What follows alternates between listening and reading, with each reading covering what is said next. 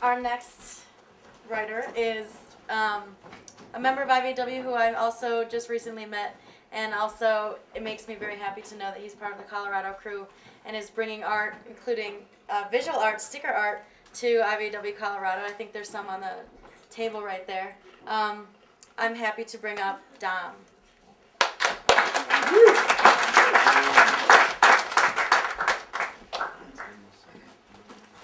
What's up, everybody? For those of you that don't know me, I spent about a little under 8 years in the military. Went to Iraq in the beginning.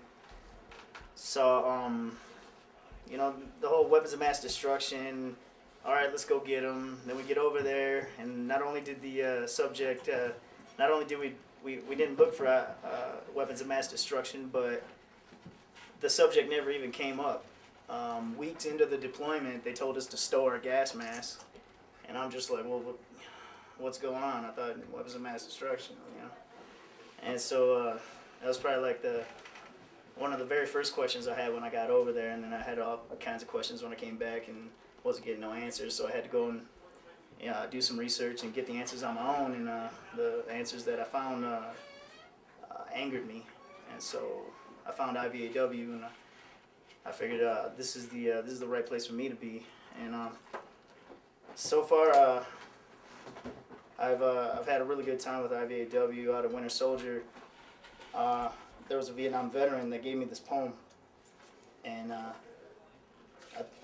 it's so funny how, like, you see the parallels of the Vietnam veterans and what we're going through now. And I just thought that we learned our lesson the first time, that we shouldn't do that to our Vietnam veterans. We shouldn't do it to our our current veterans. And this was given to me. It was written by a veteran named George Mizo, and he was a Vietnam veteran for peace. And it goes like this: "You, my church, told me it was wrong to kill, except in war.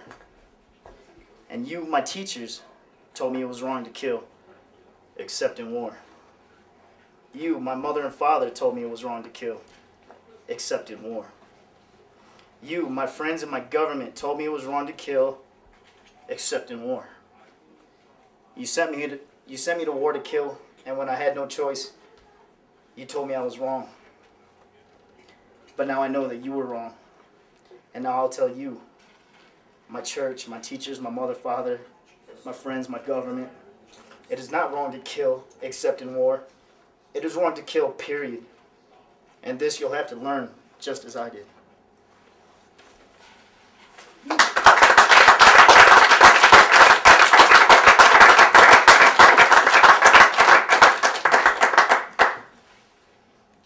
Flying over to Iraq, one of the early absurdities to me was that they put us on these big old commercial cargo flights, and they told us to stow our knives and our rucksacks under the plane.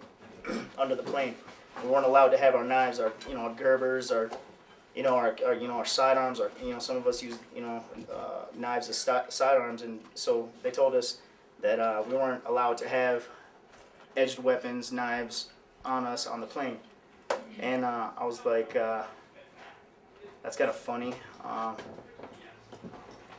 It just struck me as funny as a plane load of soldiers that weren't entrusted with knives on the plane. But the haiku goes like this: "Flying to Iraq, no knives allowed on the plane, M16 in lap." It's just one of the early absurdities. That's all I got to share with y'all tonight. I promise to work on more writings and poems and stuff.